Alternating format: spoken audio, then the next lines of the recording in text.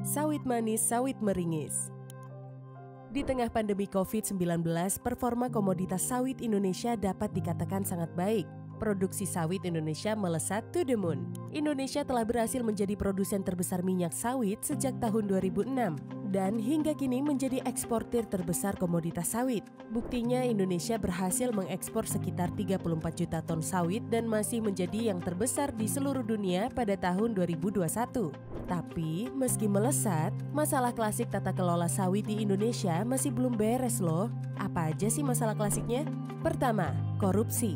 Ya, korupsi. Sistem informasi serta data dan koordinasi kementerian atau lembaga yang belum terintegrasi masih menjadi lahan basah untuk melakukan korupsi.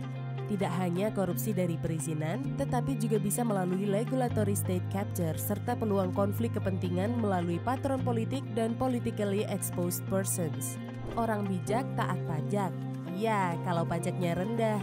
Berdasarkan kajian terbaru, potensi penerimaan negara rata-rata hilang sebesar 22,83 triliun rupiah per tahunnya akibat dugaan penghindaran, penggelapan, dan manipulasi pajak oleh pengusaha yang tidak melaporkan luasan lahan kebunnya dengan jujur.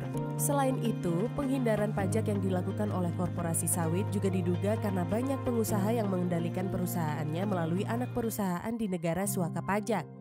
Kebocoran perdagangan melalui underreporting dengan gap data statistik perdagangan minyak sawit menyebabkan pungutan ekspor yang diterima oleh pemerintah Indonesia jadi lebih sedikit. Indikasi praktek ini contohnya bisa dilihat dari gap data statistik perdagangan minyak sawit yang dikirim dari Indonesia ke Cina sebagai salah satu importir terbesar pada tahun 2019 sampai 2020.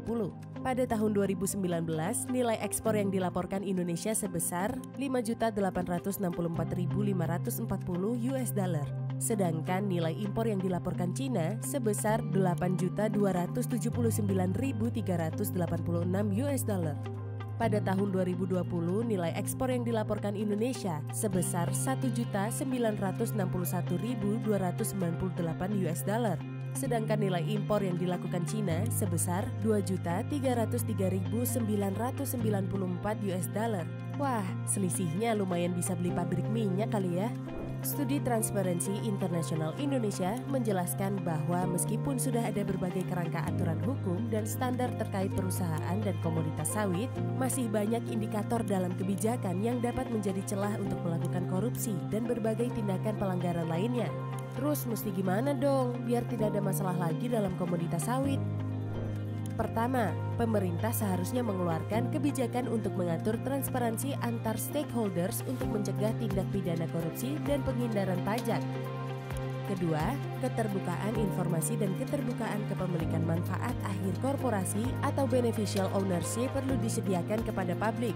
Ketiga, perbaikan sistem informasi komoditas sawit yang terintegrasi dan transparan sangat diperlukan untuk check and balance. Ini bukan tugas pemerintah dan pemangku kepentingan saja, tapi termasuk kamu sebagai warga negara yang hobinya healing untuk ikut berperan dalam mengawasi rantai pasokan sektor sawit di Indonesia. Yuk, kita awasi bersama.